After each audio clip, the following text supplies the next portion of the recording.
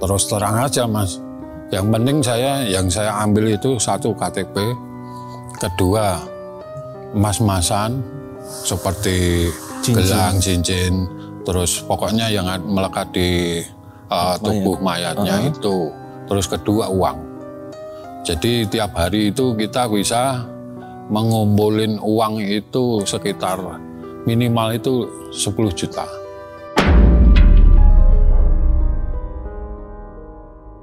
Dia waktu evakuasi kakinya kena paku.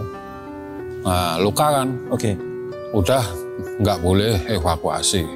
Akhirnya nekat. Ya mungkin karena semangatnya, karena pengen ya nolongin itu. Lah dia ini nggak dia lukanya itu nggak dirasakan. Diabaikan lah. Akhirnya kena itu jadi melepuh. Melepuh akhirnya amputasi. Amputasi? Iya.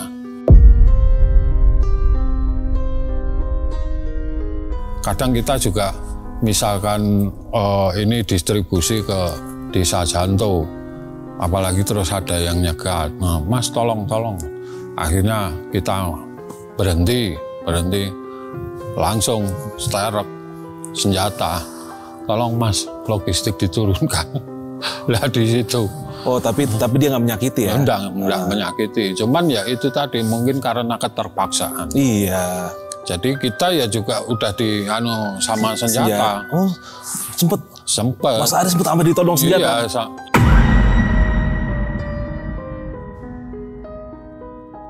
Kalau yang seingat Bapak kondisi yang paling mengerikan dari mayat yang pernah Bapak lihat di sana tuh gimana sih Pak? Ya yang udah membusuk semua itu. Jadi kalau kita ngangkat kakinya udah. Ya kayak misalkan kita masak itu kayak di presto, udah di presto. Copot?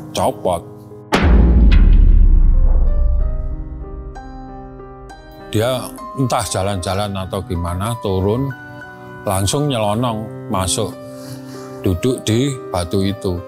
Selfie. Lah, habis selfie, nggak ada apa-apa. Tapi setelah pulang, perut perempuan itu membesar. Si perempuan Madiun ini? Iya, membesar, padahal dia masih SMA dulu.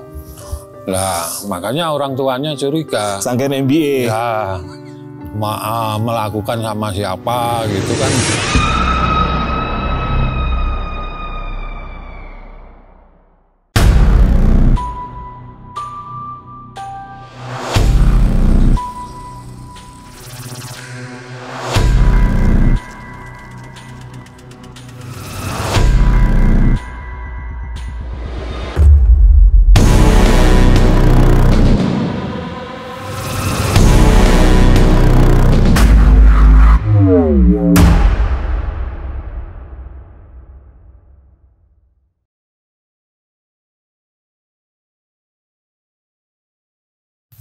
Assalamualaikum brother, ketemu lagi di channel Jelajah Malam. Sebenarnya nggak jelajah malam sih hari ini, jelajah menjelang maghrib. Iya, menjelang maghrib. Belum malam bro, karena di sini terus terang gue di kaki Gunung Lawu di base camp Cemoro Kandang, di base camp Cemoro Kandang. Ini keadaannya lagi kabut tebal, mudah-mudahan sih nggak hujan nih Pak ya. Iya. Masih bersama narasumber kita Pak Ari yang sudah malang melintang dari tahun 1982 sebagai ranger Gunung Lawu via Cemoro Kandang. Luar biasa ya. Jadi masih banyak sekali kisah yang bisa diceritain oleh Pak Ari. Tapi kali ini cerita Pak Ari ternyata dia sebagai tim relawan nggak hanya sekedar sar di gunung. Ada sebuah kejadian di mana dia dari gunung tiba-tiba melompat ke laut. Dan ini dia menyelamatkan ratusan, bisa dibilang setiap hari ratusan nyawa ya Pak, ratusan mayat ya, bukan nyawa ya, sudah menjadi mayat. Iya. Mungkin untuk lebih jelasnya langsung aja, oh iya kan kita belum salaman dulu. Pak Ari, apa kabar? Wah, ayo bagus. Bagus, gue lupa nanya Pak Ari. Oke Pak Ari, itu Pak Ari yang tadi itu yang cerita Pak Ari yang kita ngobrol di base camp, yang Pak Ari masalah evakuasi ratusan mayat tiap hari itu gimana cerita Pak Ari? Dari awal ya, biar teman-teman denger. Ya dari awal sebetulnya ya kita juga mau menggali sejarah masalah rumah joglo yang di Hargodalam itu. Rumah joglo. Oke. Dulu awalnya kan saya survei sama salah seorang pengusaha dari Semarang namanya Pak Eri itu. Dia kan awalnya pertemuan antara Sinuwun Pakubono 12 Guritno. Nah, bertemu di Parangkusumo. Parangkusumo. Ya, Pak Eri itu istilahnya nembung nyuwun dawuh. Pak Eri kan ingin ini memelihara kerbaunya di keraton itu. Lah, terus Pak Eri nembung, ibaratnya meminta. Akhirnya Sinuwun setuju di ora apa-apa kerbau penono, tapi aku gawekno omah ning Gunung Lawu. Lah, akhirnya Pak Eri sepakat. Akhirnya beliau Pak Eri mau mendirikan di puncak Gunung Lawu, yaitu joglo itu. Joglo itu asal muasalnya itu. Iya, itu ada kayak sistem barter gitu. Barter, jadi kerbau dengan rumah. Itu cerita awalnya. Dan kebetulan waktu pembangunan itu saya juga mengawasi. Soalnya saya dipasrahin. Nah, soalnya mulai dari mencari lokasi atau joglonya itu atau survei, dulu pertama kali mintanya beliau itu di depan sanggar Hargodalam. Ya karena mungkin saya punya feeling ibaratnya nanti merusak tatanan di situ. Betul. Makanya terus saya alihkan ke belakang. Jadi belakang sanggar, tepatnya itu di belakang sanggar. Belakangnya warung Mbok Yem. Belakang warung Mbok Yem. Ya. Itu kalau masih ingat Pak Ari itu kisaran tahun berapa ya kira-kira itu? Wah, itu tahun berapa ya waktu itu? Ya itu tsunami itu. Berarti 2004 ya? 2004. Oke. Lah, akhirnya saya mengawasi para pekerja itu yang mendirikan rumah joglo di puncak. Terus ada kabar Aceh ada tsunami itu. Berbarengan dengan pembangunan ini. Akhirnya saya turun langsung mendaftar di PMI. Waktu itu yang membuka lowongan relawan cuman PMI Solo. Berarti dari gunung langsung ke Solo untuk ke PMI. Untuk daftar sebagai relawan di Aceh. Oke. Cuman ya kebetulan kan rumah antara PMI pusat, kantornya itu sama rumah kan nggak begitu jauh. Oke. Akhirnya kita mendaftar dan spesialis ibaratnya kalau dari teman-teman Gunung Lawu diutamakan. Soalnya kan sering terjun langsung berpengalaman ya. Lah. Daripada ya mungkin dari teman-teman atau relawan-relawan itu kan belum se-booming ini. Lah relawan-relawan dulu itu kan asalnya juga dari Aceh. Kan begitu Aceh selesai itu kan banyak relawan-relawan. Nah, kebetulan itu yang paling aktif itu kan AGL anak Gunung Lawu, terus dari UNS, terus dari ini Umapeta, mungkin banyak tapi nggak begitu eksis gitu loh, Pak Kurlak.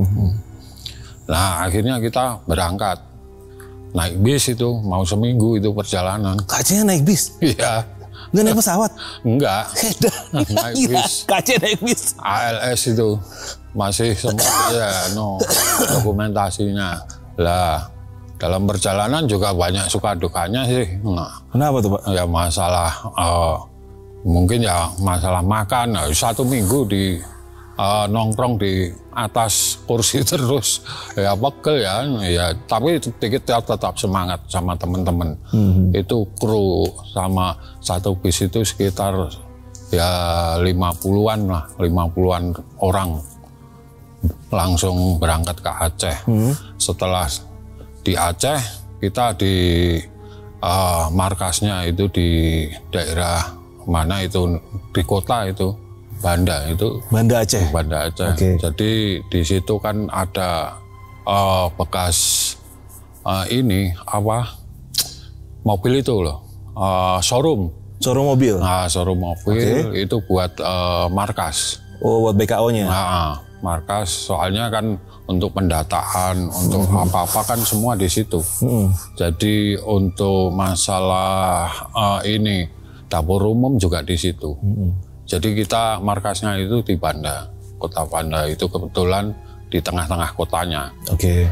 Dan di awal pertama kali saya di dalam evakuasi juga sempat drop juga. Kenapa Pak? Soalnya kita juga ya gimana ya, rasanya kok kayak nggak mungkin gitu loh.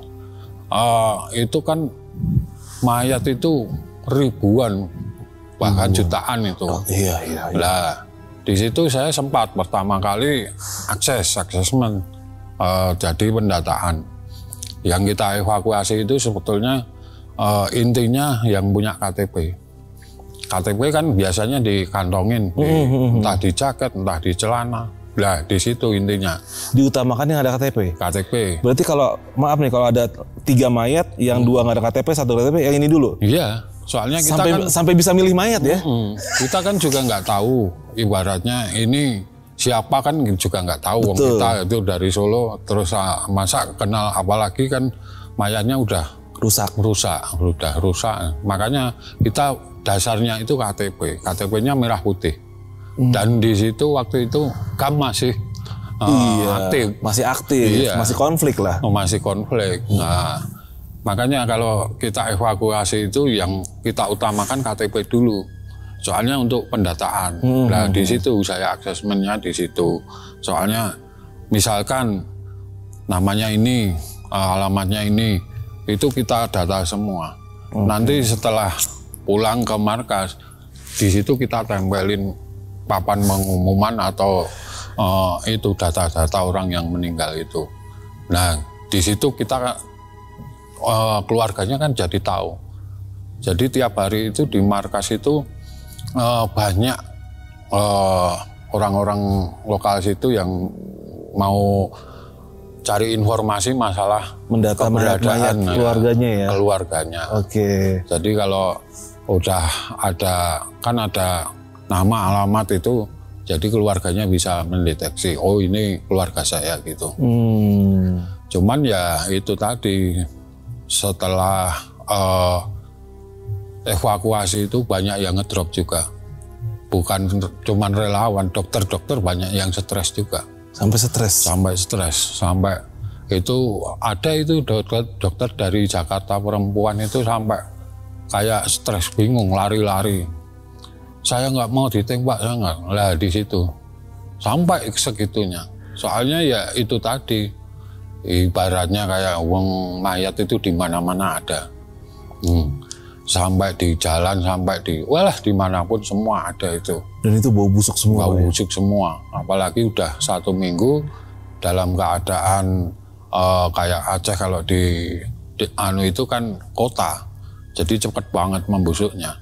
Kalau di gunung kan agak lama. Dia kan panas air asin. Lah di situ nanti pendataan, dan saya terus terang aja Mas. Yang penting yang saya ambil itu 1 KTP, kedua emas-emasan seperti gelang, cincin, terus pokoknya yang melekat di tubuh mayatnya itu. Terus kedua uang. Jadi tiap hari itu kita bisa mengumpulin uang itu sekitar minimal itu 10 juta. 10 juta setiap hari? Iya. Nah, apalagi uangnya itu kan masih polimer. Iya, uang plastik. Plastik. Betul. Jadi cuman kita, saya juga ini benar-benar money laundry. Money laundry tenan itu, soalnya begitu saya datang ke markas, ember-ember besar itu saya kasih air, saya campur di situ, saya cuci lah. Benar-benar money laundry itu. Money laundry dalam artian sebenarnya ya? Iya. Habis itu kita kasih kanebo, udah nanti ditata sama ini, mas-masan itu kita kumpulin semua dan kita salurkan ke markas. Markas itu maksudnya? Ya di posko utama tadi. Akhirnya uang-uang itu akan dikemanakan oleh posko? Ya kalau menurut yang mengurus ini itu nanti dicairkan lagi. Mungkin uang bisa dibelikan bahan makanan, selimut atau apa. Oh, untuk korban semua. Ya, nanti kembalinya ke korbannya lagi. Korbannya lagi. Berarti itu artinya ya maaf nih, yang namanya evakuasi kan ada yang nemu emas, ada yang nemu uang, ada yang nemu itu kan ibaratnya balik lagi ke kejujuran masing-masing, betul kan Pak? Benar.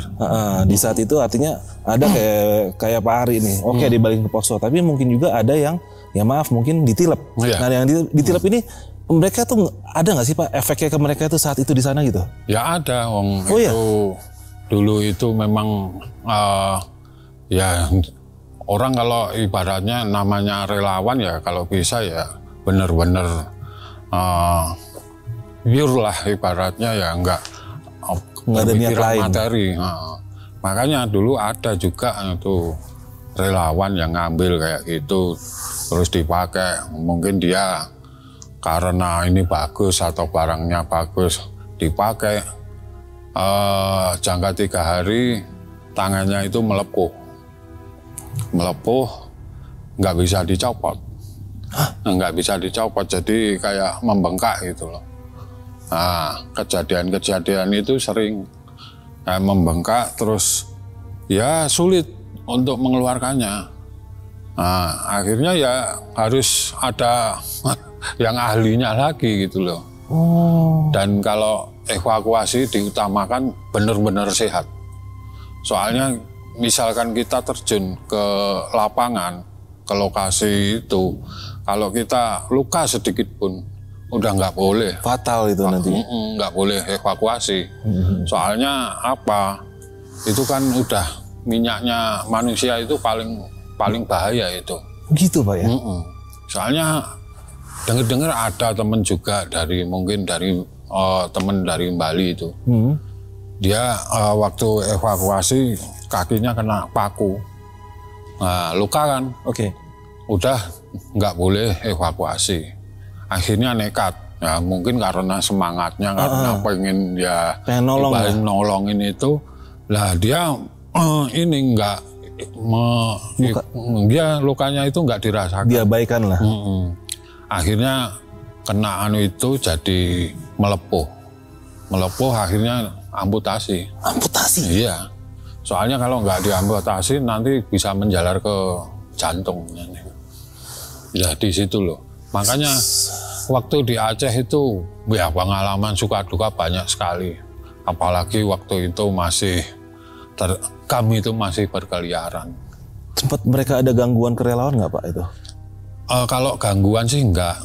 Cuman ya itu tadi, makanya sempat minta bantuan. Justru malah ya mohon maaf, malah kami itu banyak yang ibaratnya nggak kena efeknya tsunami, soalnya dia kan di perbukitan. Betul. Nah, cuman temen orang-orang kami itu kesulitan masalah ini logistik. Jadi kadang kita ya juga ibaratnya minta, kita juga nggak tahu ini kan atau bukan, kita nggak tahu. Dia minta logistik sama korban ya kan. Akhirnya ya itu kadang kita juga misalkan ini distribusi ke desa Janto, apalagi terus ada yang nyegat, nah, Mas tolong. Akhirnya kita berhenti, langsung sterek senjata, tolong Mas logistik diturunkan. Lah di situ. Oh tapi dia nggak menyakiti ya? Enggak menyakiti, cuman ya itu tadi mungkin karena keterpaksaan. Iya. Jadi kita ya juga udah sama senjata. Oh, sempet. Mas Ari sempet sampai ditodong senjata. Iya, tapi nggak ada kekerasan. Gitu. Iya. Mas, tolong anak-anak saya itu nggak bisa makan. Tolong iya. Cuman ya kayak ditodong lah. Ditodong aja. Cuman ya harus akhirnya kita keluarin. Wah, begitu udah selesai, terus kita laporan lagi ke markas. Bahwasanya tadi ada insiden. Nah, di situ makanya terus dari pihak markas juga, oh ya enggak masalah. Akhirnya kita di-drop lagi, kita ngedrop lagi ke Desa Janto itu. Sebenarnya sih itu didistribusikan juga sama GAM, cuma caranya beda ya kan. Cuman mereka kan, juga pasti mau dibagiin kan. Kemungkinan orang GAM itu juga keterpaksaan. Iya. Tapi memang ibaratnya enggak ada paksaan, kekerasan gitu enggak ada. Iya. Beda sama yang di luar sana kan kadang pakai kekerasan dulu baru. Kalau itu enggak. Kita juga nggak tahu ini orang GAM atau bukan, kita juga nggak tahu. Ya mereka juga manusia lah, lagi musibah. Ya makanya itu tolong Mas, anak-anak saya itu belum makan. Akhirnya setelah itu, oh ya udah, akhirnya turunin semua. Kita kesepakatan dalam kan itu satu truk gitu, logistik itu. Akhirnya kita turunin, ya udah. Ya intinya kita juga nggak tahu sih, Mas tolong ada mayat. Begitu ada mayat kan kita data, nanti kita telepon sama markas, nanti ada yang evakuasi sendiri. Kan udah dibagi-bagi. Kalau evakuasi udah ada timnya sendiri, masalah logistik timnya ada sendiri. Pokoknya udah dibagi semua lah. Secara ya itu kondisional. Nah, kalau Pak Ari sendiri yang mau saya tanyakan, itu kan berarti kondisi kota Banda Aceh itu kan gelap total ya? Iya. Nah itu di saat malam itu gimana Pak? Itu kan artinya mayat di mana-mana itu, apa nggak ada yang gimana-gimana gitu Pak? Iya. Cuman ya kalau saya habis evakuasi ataupun ngedrop logistik itu kan kadang malam. Kadang ya ada sih gangguan-gangguan kayak gitu. Gimana tuh? Seperti kepala itu gelundung itu loh, bahasa Jawanya gelundung sendiri gitu. Di depan mobil gitu?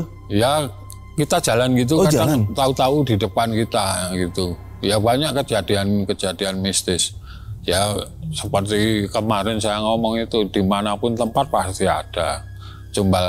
Tinggal kita itu yang menangani atau percaya ndaknya itu. Soalnya saya sering kejadian-kejadian kayak gitu, sering ngalamin lah. Makanya kadang ada suara anak-anak kecil lari-lari sama ketawa-ketawa gitu, sering itu. Jadi ya kalau dicari ya nggak ada bang, namanya itu, apalagi penuh lumpur kotanya itu. Penuh lumpur itu. Itu kapal PLTD yang sebesar itu saja sampai ke kota. Tengah kota ya? Tengah kota itu. Dan itu padahal saya perkirakan itu dari kota itu sama desa pinggir pantai itu ya sekitar 7 kiloan lebih lah. Kurang 7 kiloan ya? 7 kiloan. Tapi itu sampai kota. Wah luluh lantah semua itu. Masalah rumah, masalah apa aja hancur. Tapi kebanyakan yang selamat itu masjid. Iya Pak ya. Masjid. Kenapa bisa begitu Pak ya? Lah. Apa yang di Melaboh tuh saya lihat di TV, semuanya rata, cuma masjid loh yang. Masjid, ya. Wong sebetulnya kalau Masjid Banda Aceh itu, Masjid Agung itu sebetulnya udah, kalau menurut cerita teman saya yang satu tim sama saya itu, seharusnya itu udah kena air itu Mas. Tapi melewati pinggir ya? Pinggir. Nah kebetulan teman saya itu saksi. Dia kan waktu itu lari langsung ke menara masjidnya itu. Nah dia banyak cerita, Mas. Kalau orang Aceh asli sana itu, kalau julukin namanya ombak naga. Ombak naga? Lah itu sebetulnya Masjid Agung di kota itu harusnya udah kena ini ombak naga Mas. Lah saya belum paham kan, ombak naga itu ternyata ya itu tadi air bercampur lumpur, bercampur macam-macam itu. Material. Ya, itu harusnya udah kena Mas. Tapi karena kekuasaan Allah, lah itu ombak naga itu bisa kayak disingkirkan itu. Jadi cuman mengitari masjid. Walaupun di masjid itu mayatnya juga banyak itu. Cuman yang di atas menara yang selamat. Jadi di situ kan ada, itu kan tinggi itu juga. Makanya masjid itu sempat evakuasi juga sekitar ratusan mayat di situ. Di masjid itu? Iya, mungkin yang nggak bisa tertolong, mungkin ya karena mungkin itu kecepatan ombak itu juga. Jadi itu hampir seperti kiamat kecil lah. Berarti itu yang di atas masjid menyaksikan langsung ya gimana? Bisa menyaksikan. Ombak itu nggak menghantam si masjid iya, ya? Malah tapi muterin. Muterin aja ya? Muterin kayak pusaran gitu loh. Dan itu informasinya Pak dari saksi mata di sana, ombaknya itu sampai berapa meter tingginya Pak?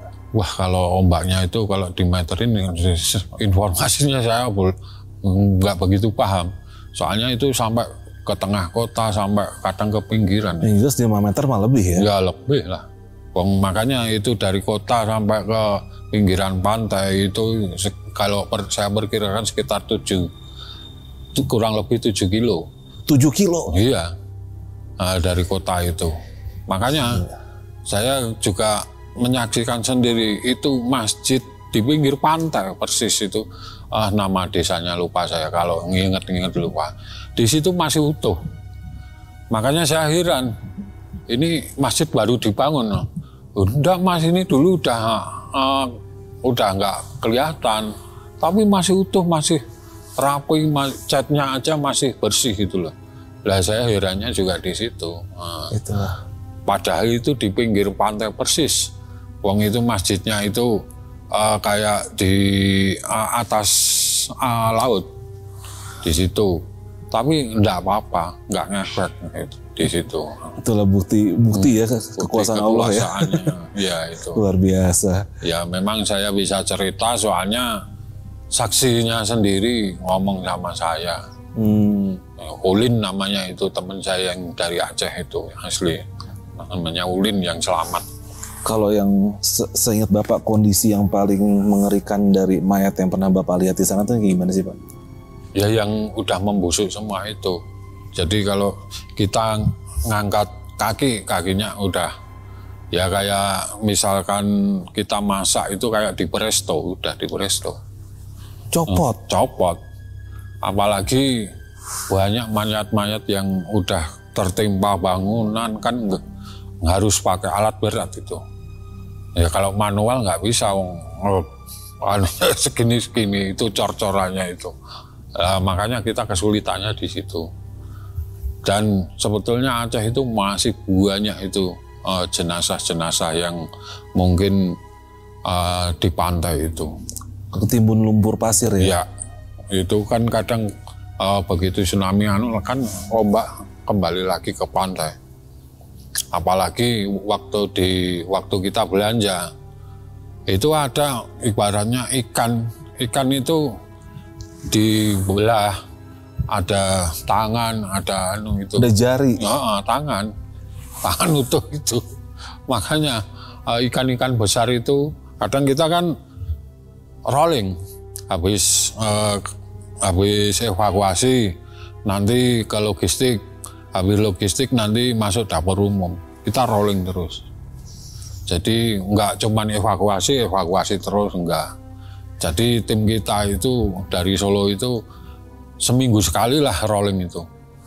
Nah, jadi evakuasi seminggu, nanti logistik seminggu, masuk dapur seminggu. Mungkin saat itu ikan salah satu makanan yang dihindarin kali Pak. Ya sebetulnya bukannya menghindarin ya, mungkin kita butuh asupan gizi juga. Tapi setelah tahu itu kita juga ya yang penting nggak ngomong sama teman-teman, makanya lahap juga. Tapi ya itu tadi, kita belahnya di pasar, nggak di lokasi, maksudnya di markas DU enggak. Jadi kalau misalkan kita beli ikan, suruh belah dulu. Iya, langsung dipotong-potong itu. Lah di situ kadang ada ya tubuh manusia yang kemakan itu. Makanya laut itu mungkin diperkirakan ya juga ribuan itu yang ada di laut. Yang nggak ketemu itu. Ya, yang nggak ketemu. Apalagi di sungai itu yang ditemukan itu kan cuman yang di darat-darat aja. Nah kalau di sungai besar itu terus di laut kan itu masih mungkin loh, saya perkirakan juga ratusan mayat. Tapi kalau mungkin sekarang bisa udah udah menyatu sama. Iya.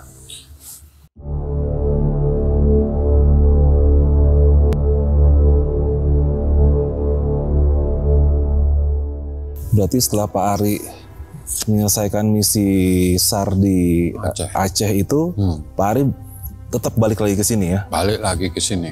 Oke, nah ini Pak Ari nih, saya mau nanya tuh, pas kalau kita mau masuk ke pendakian itu kan, itu kayak ada tempat petilasan, iya, Pak ya? Petilasan. Itu sebenarnya tempat apa sih Pak? Maksudnya sejarahnya gimana gitu Pak? Ya kalau menurut orang tua-tua dulu itu sebetulnya bukan makam ya, bukan ibaratnya kuburan itu bukan. Itu cuman petilasan putri dari salah satu dari kerajaan Mojopahit, namanya Nyai Gudrak. Gudrak bukan Gudrah. Nah ini kebanyakan orang taunya Nyai Gudrak. Nah, dan sejarahnya sini itu sebetulnya bukan Cemoro Kandang. Nama aslinya itu Stamanan. Jadi saya juga sering ketemu sama penduduk lokal sini yang udah sepuh-sepuh, yang udah tua. Itu para sesepuh sini, orang tua-tua sini. Kalau nanya Cemoro Kandang nggak tahu. Taunya itu di sini itu Stamanan. Lah, makanya pos 1 itu namanya Taman Sari Bawah, pos 2 namanya Taman Sari Atas.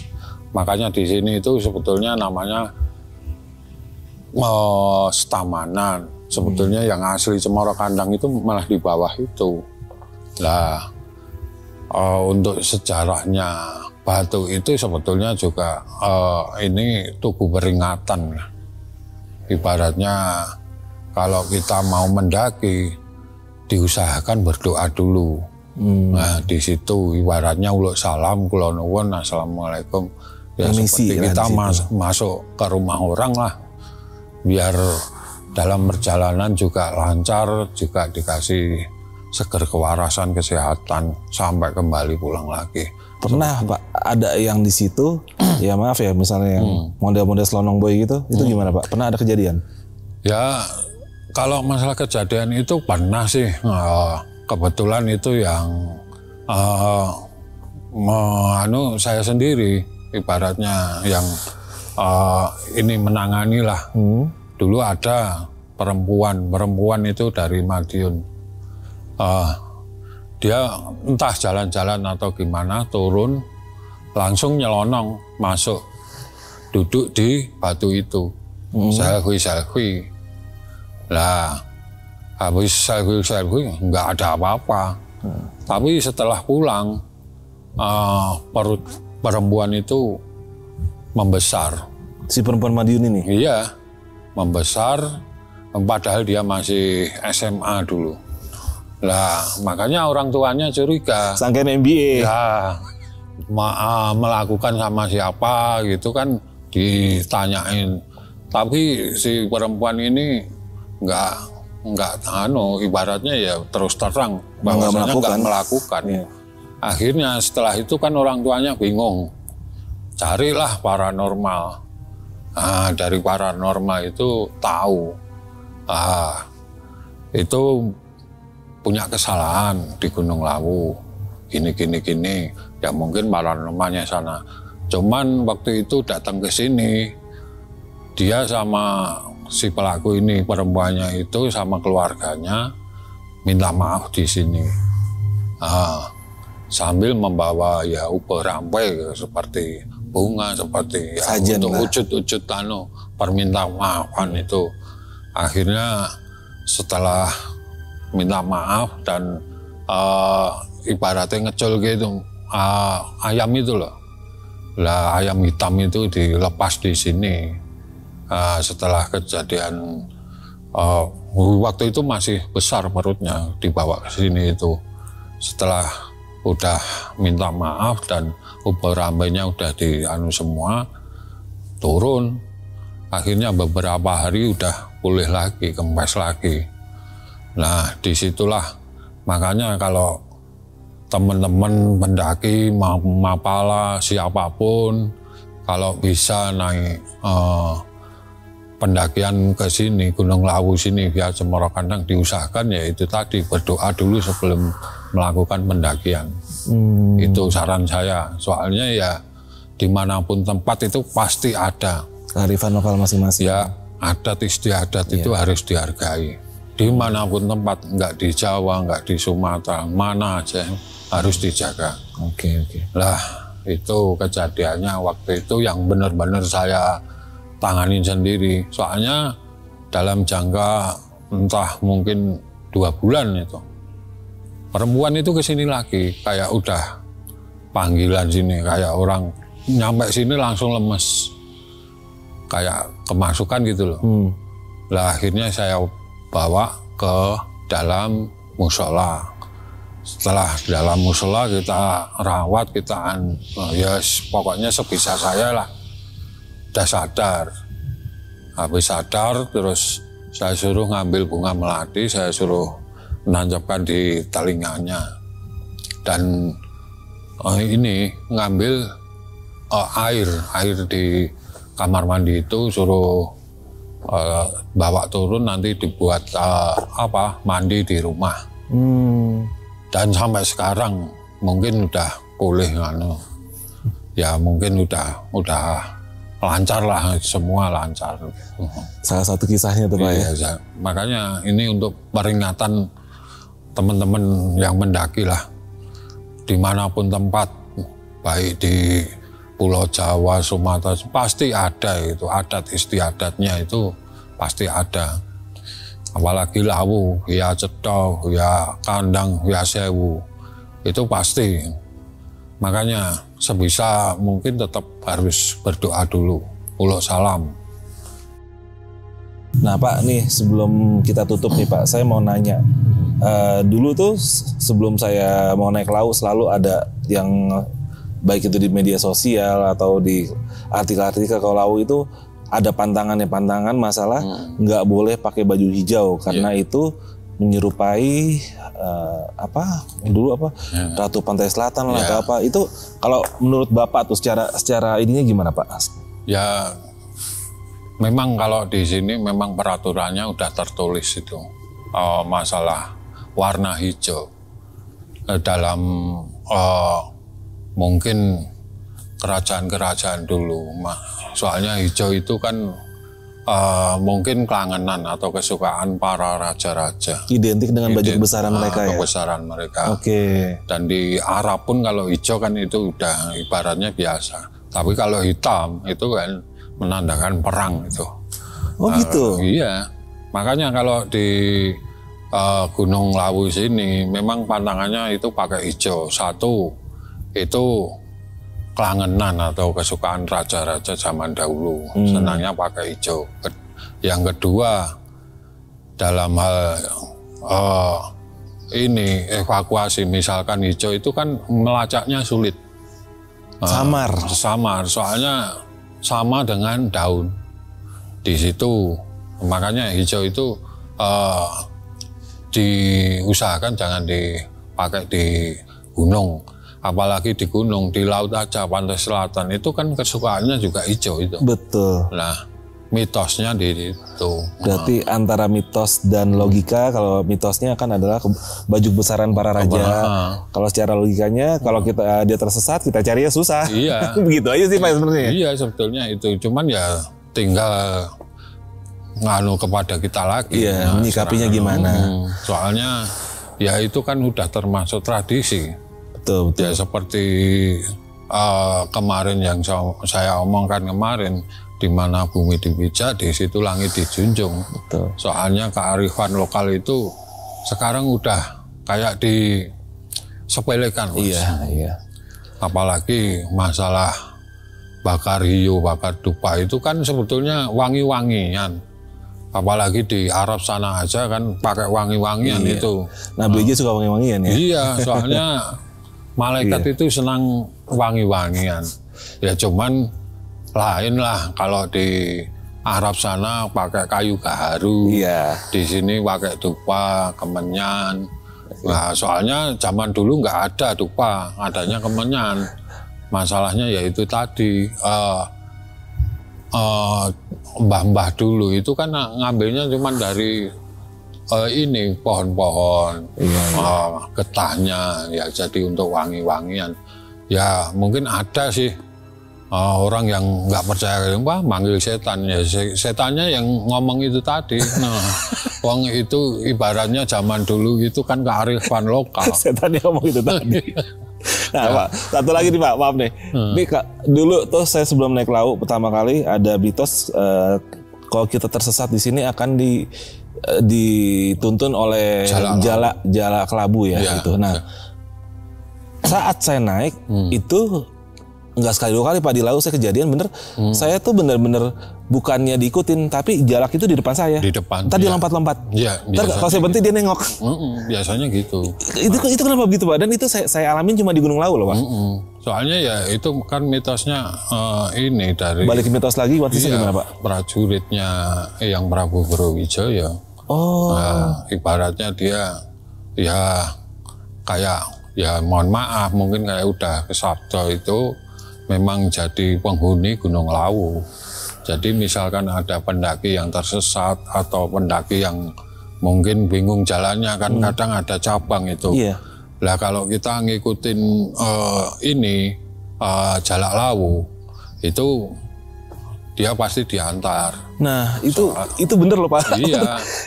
Serius nih bro. Nih gue Pak kalau gue naik laut itu hampir sering, ibaratnya dari 5 pendakian mungkin 3 kali gue tuh yang namanya di trek tuh sering gunung ini jalak di depan gue, jalan ya cek dari terbang, ntar kalau gue berhenti dia nengok lagi. Ya kejadian itu bukan Mas aja, banyak sih. Oh gitu juga ya? Ya cuman ya itu tadi makanya Jalak Lawu itu simbolnya penunjuk jalan, satu gitu. Kedua, misalkan kita mau naik atau dalam pendakian, kalau Jalak Lawu nabrak tubuh kita, mending udah nggak usah naik lagi. Itu udah peringatan. Jadi ya simbol-simbol dari alam lah itu, seperti burung, seperti suara, itu sebetulnya itu kayak udah sasmito kalau dalam bahasa Apa Jawa. tuh sasmito Pak? Sasmito itu udah kayak ada tanda gitu. Pertanda yang diberikan ke kita ya.